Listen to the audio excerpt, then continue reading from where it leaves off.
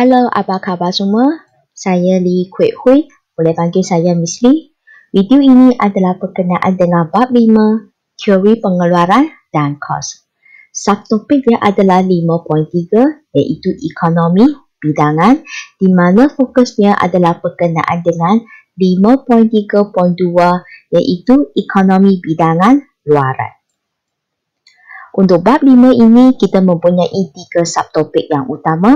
Jadi, video ini adalah fokus tentang 5.3 iaitu ekonomi bidangan.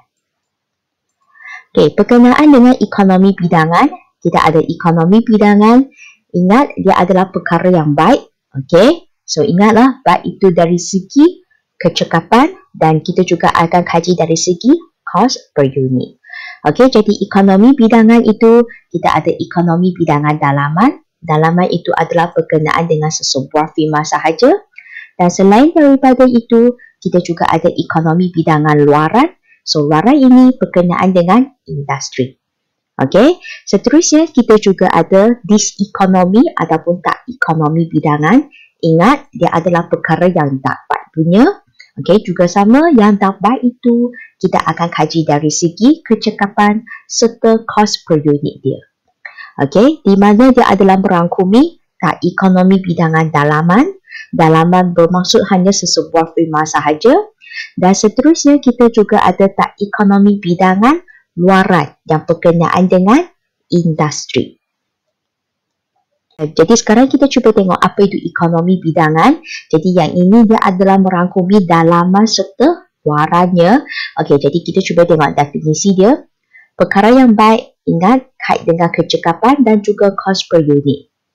Peningkatan dalam kecekapan, yes, itu perkara yang baik. Dari segi cost per unit dia, pengurangan cost per unit pengeluaran. Dan apabila firma mengembangkan skala pengeluaran ataupun industri berkembang secara keseluruhan. Jadi tadi Miss Wah kata ekonomi bidangan ini merangkumi dalaman. Dalaman itu kan berkenaan dengan firma kan? Dan juga luaran iaitu berkenaan dengan industri. Okey? Okey, berkenaan dengan tak ekonomi bidangan pula, ingat dia adalah perkara yang tak baik. Jadi definisinya dari segi kecekapan dia. Ya, berlakunya kemerosotan dalam kecekapan firma. Peningkatan kos per unit pengeluaran. Okay, apabila firma mengembangkan skala pengeluaran atau industri berkembang secara keseluruhan. Juga sama ada 4 kata kunci. Kemerosotan kecekapan, peningkatan kos per unit, firma kembangkan skala pengeluaran dan lagi satu berkenaan dengan industri. Okey? Jadi sekarang kita akan fokus subtopik kecil yang berkenaan dengan 5.3.2 iaitu ekonomi bidangan luaran. Jadi untuk video yang lepas kita pun sudah bincang ekonomi bidangan dalaman serta tak ekonomi bidangan dalaman yang berkenaan dengan firma sahaja. Jadi untuk video kita ini kita akan fokus tentang ekonomi bidangan luaran serta tak ekonomi bidangan luaran, di mana video ini adalah fokus tentang industri punya. Okey? Jadi sekarang marilah kita tengok apa itu ekonomi bidangan luaran. Ekonomi bidangan luaran, ingat dia adalah perkara yang baik punya. Okey, dan luaran ini dia adalah berkenaan dengan industri. Okey, di mana kita akan kaji melalui 3 bahagian. Okey, untuk yang pertama itu adalah berkenaan dengan definisi, diikuti dengan faktor dan akhirnya adalah berkenaan dengan raja. Jadi sekarang marilah kita tengok apakah definisi dia. Definisi bagi ekonomi bidangan luaran. Peningkatan dalam kecekapan firma, pengurangan kos per unit, ingat ini adalah perkara yang baik punya. Okey, lepas itu ekonomi bidangan luaran. Jadi dia adalah dipengaruhi ataupun berpunca daripada faktor luaran bagi sesebuah firma. Apabila luaran berkaitan dengan industri kan? Apabila industri berkembang secara keseluruhan. Jadi itu adalah definisi bagi ekonomi bidangan luaran. Okey, yang seterusnya kita akan fokus tentang faktor. Okey, faktor bagi ekonomi bidangan luaran. Okey, bagi faktor dia adalah terdiri daripada ekonomi kemudahan infrastruktur, ekonomi pemusatan, ekonomi buruh, ekonomi teknologi dan maklumat, dan akhirnya ekonomi integrasi. Jadi sekarang kita cuba tengok apa itu ekonomi kemudahan infrastruktur. Ekonomi kemudahan infrastruktur. Kemudahan infrastruktur ataupun prasarana yang disediakan adalah lebih lengkap di kawasan perindustrian. Okey, misalnya penyediaan bekalan air dan elektrik serta sistem pengangkutan. Jadi yang ini sebenarnya berkenaan dengan kemudahan infrastruktur lah. Okey, ataupun kemudahan prasarana yang disediakan oleh pihak kerajaan di kawasan perindustrian. Okey, maksudnya dia adalah lebih tertumpulah di kawasan perindustrian tersebut. Sebab kita pun tahu bahawa bekalan air dan elektrik yang digunakan kilang ke, okey, di kawasan perindustrian ke, dia melibatkan volume yang tinggi. Okey, tak sama seperti perumahan. Maka dengan demikian, kecekapan dapat ditingkatkan dan kos per unit pun menurun. Jadi pelajar kena tahu yang ini adalah berkenaan dengan industri. Okey, jadi kita akan kaitkan dengan ekonomi bidangan luaran. Okey. Okay, seterusnya kita akan fokus tentang ekonomi pemusatan. Ekonomi pemusatan. Pemusatan firma-firma di kawasan perindustrian adalah menggalakkan penubuhan pelbagai perkhidmatan yang lain. Okey, kita cuba tengok ya. Kalau katakan bengkel kereta kan, di kawasan itu, okey, kalau katakan kereta rosak ke, kena baiki ke, kita akan hantar ke bengkel kereta kan. Jadi, pelajar sebenarnya kalau anda perasan, di kawasan tersebut, selain daripada boleh membaiki kereta, dia juga menyediakan perkhidmatan-perkhidmatan yang lain. Okey, contoh mungkin kereta kena langgar ke, lepas tu kan kena apa orang kata ketuk kereta itu ketuk-ketuk kan. Dia juga sediakan perkhidmatan di kawasan tersebut. Dan selain daripada itu, kalau nak cat semula kereta dia pun ada di kawasan tersebut. Maksudnya dekat sini dia adalah berkenaan dengan pemusatan di sesuatu kawasan.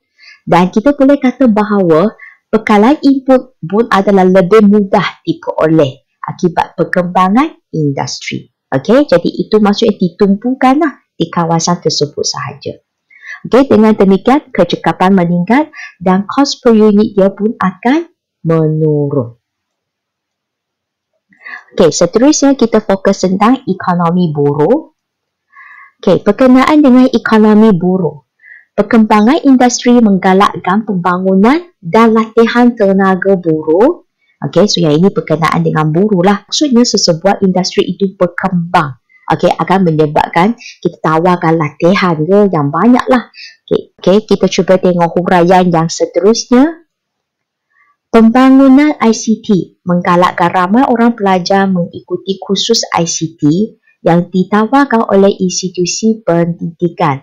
So, ayat ini sebenarnya dia menunjukkan bahawa institusi pendidikan dia tawarkan kursus ICT. Kenapa? Apabila siswa ZA dah tamat pengajian, dia nak masuk ke dalam bidang pekerjaan, dia perlukan pengetahuan dalam bidang ICT kan. Itulah yang menyebabkan institusi pendidikan dia tawarkan kursus tersebut. Akibat wujudnya keperluan dalam pasaran buruh. Okey? Jadi dengan demikian firma dapat kurangkan kos melatih tenaga buruh. Kenapa? Sebab sekarang tenaga buruh yang sedia ada ini tak ada kemahiran ataupun tak ada pengetahuan yang berkenaan dengan ICT. Tetapi sekarang di sebagai institusi pendidikan dia tawarkan kursus ICT itu menyebabkan nanti pekerja baru ataupun tenaga buruh yang baru masuk ke dalam sesebuah kilang ke ataupun sesebuah firma ke, okay, menyebabkan firma tersebut dia tak perlu bagi latihan yang tertentu kepada pekerja tersebut dah. Okey, jadi dia dapat kurangkan kos melatih. Dengan demikian, kecekapan meningkat dan kos per unit dia pun akan menurun. Okey. Kemudian kita akan fokus tentang ekonomi teknologi dan maklumat. Okey, sekarang kita cuba tengok. Perkembangan industri dia sebenarnya adalah menggalakkan aktiviti R&D. Jadi R&D ini merujuk kepada penyelidikan dan pembangunan. So bermaksud kita akan buat R&D dan kita nak kaji bagaimana kita boleh membuat penambahbaikan terhadap kaedah pengeluaran dia. Okey, sambung. Maklumat terkini yang berkenaan dengan kaedah pengeluaran yang baru mudah diperoleh melalui sebaran am. So, bermaksud sekarang mungkin ada sesebuah firma ke dia dapat kaji, okey, ada kaedah pengeluaran yang baru. Okey, maksudnya dia boleh meningkatkanlah produktiviti dia, apa mutu produk dia dapat ditingkatkan. Okey, jadi dengan adanya ekonomi teknologi dan maklumat ini, firma-firma lain dalam pasaran yang sama, mereka akan dapat maklumat yang terkini lah. Macam mana nak buat penambahbaikan terhadap kaedah pengeluaran yang sedia ada itu. Okey, jadi kemajuan teknologi ini sebenarnya dia menguntungkan kerana firma dapat tingkatkan produktiviti. Okey, dan akhirnya kecekapan meningkat dan kos per unit dia pun menurun. Okey, dan akhirnya kita sambung dengan ekonomi integrasi. Okey, bagi ekonomi integrasi itu, kita ada integrasi menegak. Okey, yang menegak ini sebenarnya dia adalah mengawal aktiviti huluan dan hiliran dalam industri.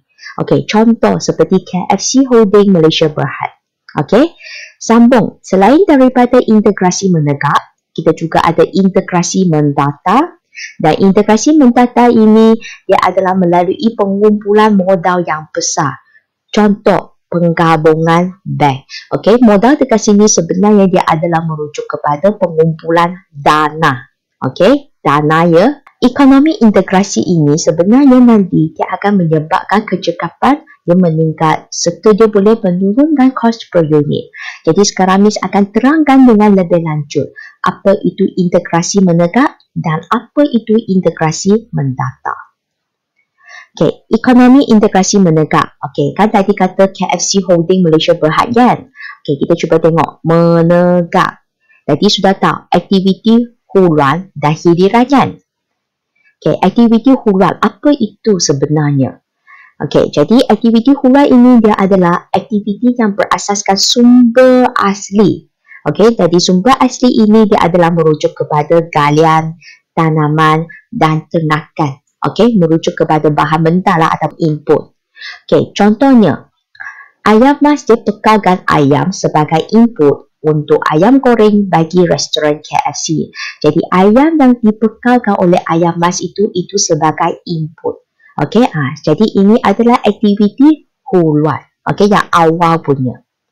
Okey, kemudian kita sambung aktiviti hiliran. Jadi, aktiviti hiliran ini adalah merujuk yang seterusnya ataupun sehingga akhir. Okey, kita cuba tengok. Aktiviti yang dikembangkan seperti pemprosesan, pembuatan, penghilangan, perkhidmatan. Okey, contoh ayam goreng KFC yang dijual di restoran KFC. Jadi itu adalah aktiviti yang akhir sekali lah. Okey, itulah sebab kita kata aktiviti hiliran. Bagaimana kita nak proses dia? Okey, membuat kita nak goreng lah KFC itu. Dan akhirnya perkhidmatan. Perkhidmatan itu maksudnya kita pergi ke restoran KFC itu, makanan yang kita dapat, servis yang kita dapat itu. Okey, jadi itu adalah berkenaan dengan ekonomi integrasi yang menegak. Sekarang kita cuba tengok ekonomi integrasi yang mendata. Okey, tadi ada sebut penggabungan bank kan. Jadi bank yang dekat sini yang saya akan bagi adalah CIMB Bank. Okey, kita cuba tengok. Penggabungan Bank Bumi Putra Malaysia Berhad dengan Bank of Commerce serta Commerce Asset Holding Berhad. Dekat sini ada 3 bank. Yang pertama, Bank Bumi Putra Malaysia. Yang kedua, Bank of Commerce. Dan yang ketiga, Commerce Asset Holding Berhad. Okey, apabila ketiga-tiga institusi ini digabungkan, okey, jadi wujudnya Bumi Putra Commerce Holding Berhad. Okey, sekarang Bumi Putra Commerce Holding Berhad ini dia buat gabungan lagi. Okey, gabungan antara Bumi Putra Commerce Holding Berhad dengan Southern Bank Berhad. Okey, apabila kedua-dua institusi dia gabungkan sekali, jadi wujudlah CIMB yang hari ini, iaitu Commerce International Merchant Bankers Berhad. Okey, jadi sebenarnya ini adalah kita kata sejarah lah bagi CIMB Bank. Dia sebenarnya adalah terdiri daripada penggabungan bank yang banyak ini. Okey, Dan ini dikenali sebagai integrasi mentata. Kita gabungkan bank dan tujuan dia adalah dapat pengumpulan modal. Okey, lepas tu bolehlah tingkatkan kecekapan dan akhirnya kos per unit dia pun turun. Okey, jadi itu berkenaan dengan ekonomi integrasi yang mentata. Dengan demikian selesailah perbincangan faktor bagi ekonomi bidangan luaran. Jadi sekarang kita akan fokus raja bagi ekonomi bidangan luaran. Ekonomi bidangan luaran. Okey, berkenaan dengan raja. Jadi sekarang pelajar kena ingat, luaran ini berkenaan dengan industri kan. Jadi kalau industri, memang kita tak sediakan kilo LAC. Tetapi LAC kali ini sekurang-kurangnya kena ada 2 kilo LAC. Okey, kita cuba tengok. Okey, paksi Y kita labelkan C iaitu cost RM asalan. Dan paksi X dia kita labelkan Q. Q itu output lah ataupun keluaran unit. Jadi seperti apa yang Miss kata tadi, kita ada 2 kilo LAC. Ingat, disebabkan ini adalah luaran berkaitan dengan industri. Jadi, yang berlaku itu adalah peralihan kilo. Okey, bukan lagi pergerakan titik ya. Ingat, pergerakan titik itu adalah untuk dalaman punya. Kalau luaran, peralihan kilo. Jadi ekonomi bidangan, dan Miss kata ekonomi bidangan itu perkara yang baik kan. Jadi perkara yang baik, kecekapan tinggi, kos per unit dia rendah. So kos per unit itu adalah kos purata, AC, average cost. Jadi kos purata yang rendah, bermaksud dia akan menurun lah. Okey, jadi kita cuba tengok huraian dia. Digambarkan oleh kilo LAC yang beralih ke bawah. Okey, kalau kita nak huraikan raja ini, dia akan jadi peralihan kilo ke bawah, iaitu dari LAC 0 ke LAC 1. Jadi ingatlah anak panah ini sangat penting. Okey, itu adalah raja bagi ekonomi bidangan luaran. Okey, dengan demikian kita pun telah selesai bincang berkenaan dengan ekonomi bidangan luaran. Jadi sekarang kita akan fokus apa itu tak ekonomi bidangan luaran. Tak ekonomi bidangan luaran.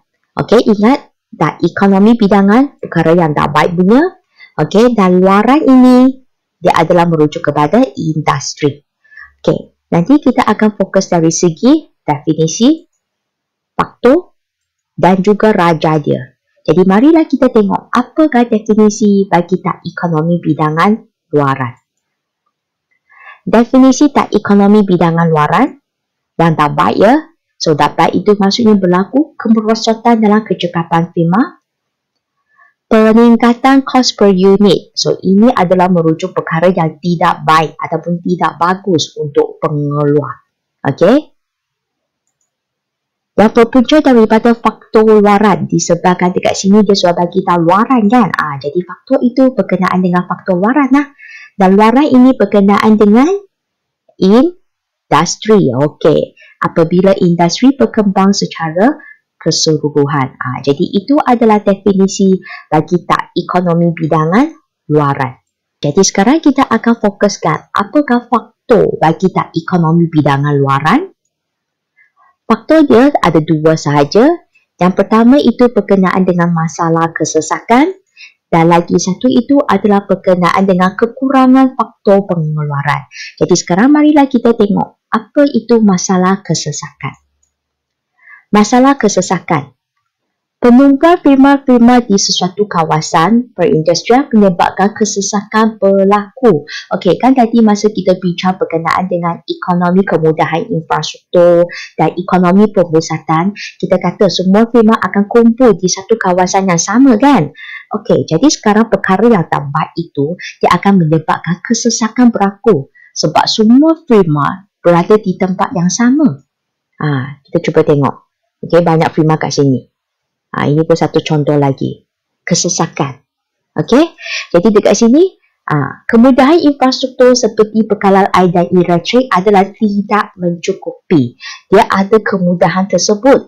Tetapi disebabkan, kan tadi Miss pun bagi tahu, kilang ini ataupun firma, dia perlukan volume yang tinggi untuk bekalan air dan elektrik. Jadi menyebabkan dia adalah tidak mencukupi lah.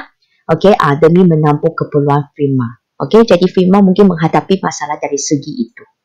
Dan akhirnya dia menyebabkan kecekapan dia merosot, okey, dan kos per unit dia turut meningkat. Okey, jadi itu adalah berkenaan dengan masalah kesesakan. Okey, jadi sekarang kita akan fokus tentang apa itu kekurangan faktor pengeluaran. Kekurangan faktor pengeluaran. Perkembangan industri mengakibatkan persaingan firma untuk memperoleh faktor pengeluaran. Okey, maksudnya sekarang industri telah berkembang dah. Banyak firma, okey, dan menyebabkan persaingan wujud untuk dapatkan faktor-faktor pengeluaran seperti tanah, buruh, modal dan usahawan. Okey, tapi dekat sini yang Miss fokuskan, saya akan fokus tentang buruh. Okey, kita cuba tengok. Kekurangan faktor pengeluaran seperti tenaga buruh yang mahir akan menyebabkan kenaikan upah dan seterusnya kos pengeluaran turut meningkat. Okey, maksudnya buruh yang sedia ada ini buruh mahir. Okey, buruh mahir yang sedia ada ini saja. Tetapi disebabkan perkembangan industri, maksudnya ada banyak firma yang wujud dalam pasaran. So, firma-firma tersebut semua nak merebut tenaga buruh ini. So, akhirnya dia akan menguntungkan lah. Menguntungkan siapa? Buruh inilah. Jadi dia akan minta dapat upah ataupun gaji yang tinggi. Itulah sebab dia kata menyebabkan kenaikan upah. Siapa yang bayar upah ini? Firma kan? Okey, jadi dia akan terus menyebabkan kos pengeluaran dia turut meningkat. Okey, jadi kalau kos pengeluaran meningkat, dia akan memberi kesan terhadap kos per unit juga. Kos per unit turut meningkat. Okey, jadi itulah adalah faktor yang berkenaan dengan kekurangan faktor pengeluaran. Okey, dengan demikian selesailah perbincangan bagi faktor tak ekonomi bidangan luaran. Okey, untuk sekarang kita akan fokus raja bagi tak ekonomi bidangan luaran. Okey, tak ekonomi bidangan luaran juga sama. Luaran berkenaan dengan industri, jadi wujudnya sekurang-kurangnya 2 kilo LAC. Juga sama, tak ekonomi bidangan maksudnya tak baik. Jadi dari segi kos dia adalah tinggi. Kita cuba tengok raja dia. Okey, paksi Y kita labelkan C kurungan RM.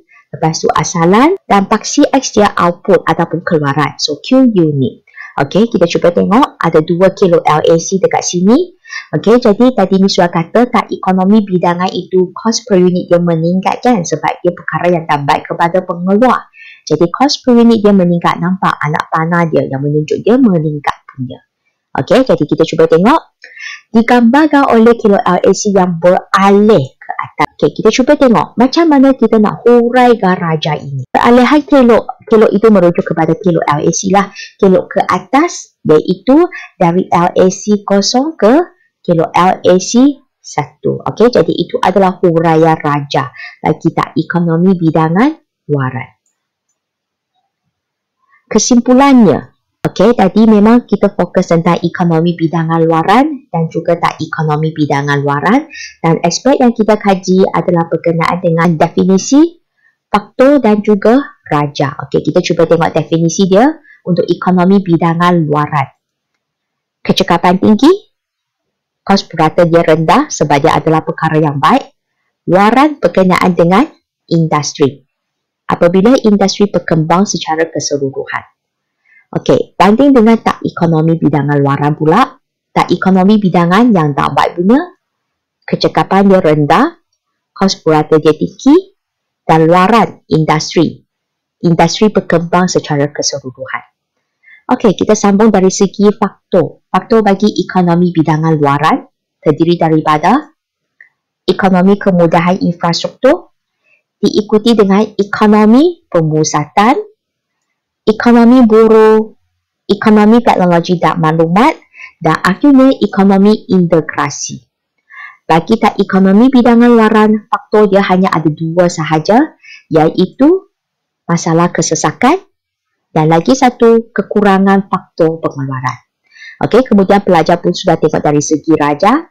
Bagi ekonomi bidangan luaran, ingat sebab luaran berkenaan dengan industri, dia melibatkan sekurang-kurangnya 2 kilo kan, kilo LAC. Jadi kita akan guna perkataan peralihan. Okey, jadi kita nampak kos purata dia rendah kan. So bermaksud kos dia adalah jatuh, maka peralihan kilo LAC ke bawah. Okey, juga sama tak ekonomi bidangan luaran, Warai ini berkenaan dengan peralihan kelok tapi tak ekonomi bidangan. Cuba tengok kos purata dia adalah tinggi. Maka berlakunya peralihan kelok LAC yang ke atas.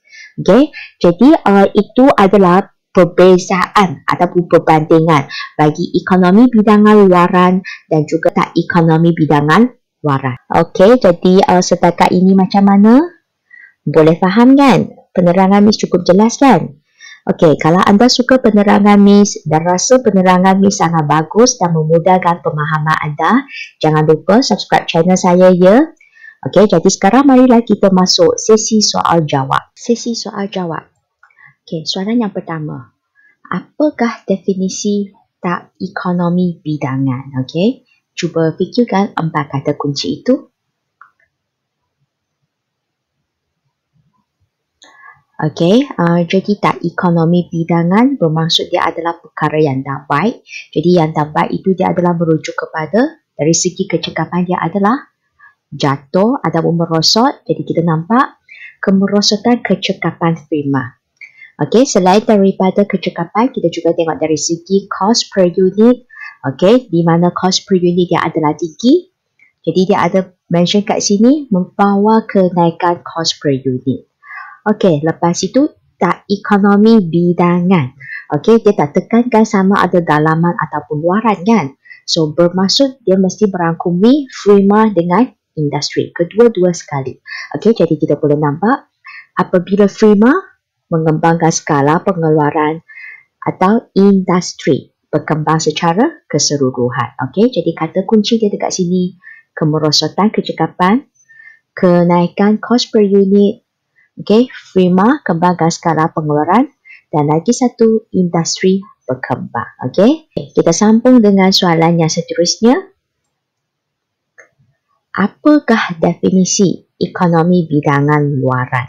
Okey, jadi sekarang pelajar juga fikirkan 4 kata kunci tersebut. Okey, jadi ekonomi bidangan perkara yang baik. Jadi kita akan kaji dari segi kecekapan dengan cost per unit. Jadi perkara yang baik, kecekapannya adalah tinggi. Okey, lepas tu cost per unit dia adalah rendah. Okey. Jadi dekat sini kita nampak peningkatan kecekapan firma yang membawa kejatuhan cost per unit. Lepas itu, dekat sini dia ada tekankan luaran.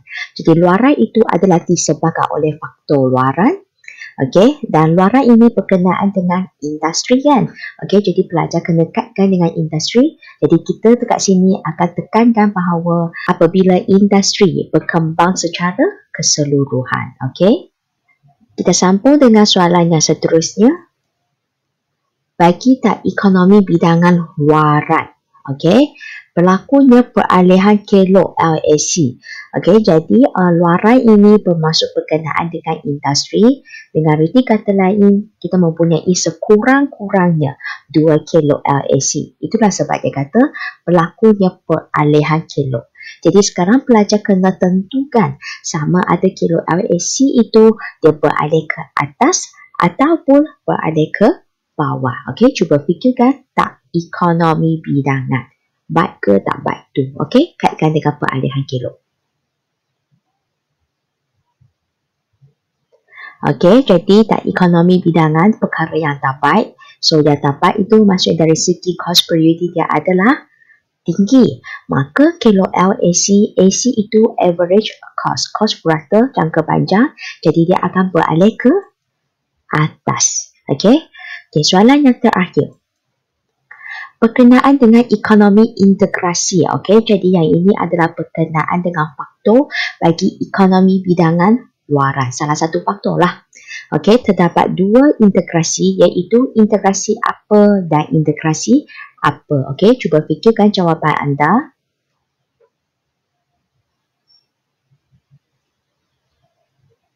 Okey, jadi itu adalah integrasi mentata dan lagi satu adalah integrasi menegak. Okey, sebagai ulang kaji sikit, integrasi mentata ini adalah biasanya kita kaitkan penggabungan lah, okay, supaya boleh meningkatkan pengumpulan modal. Dan berkenaan dengan integrasi menekan ini pula, dia adalah merujukkan kepada kawalan aktiviti. Okey, dari segi huluan hingga hiliran. Okey, jadi setakat itu sajalah untuk sesi soal jawab kita.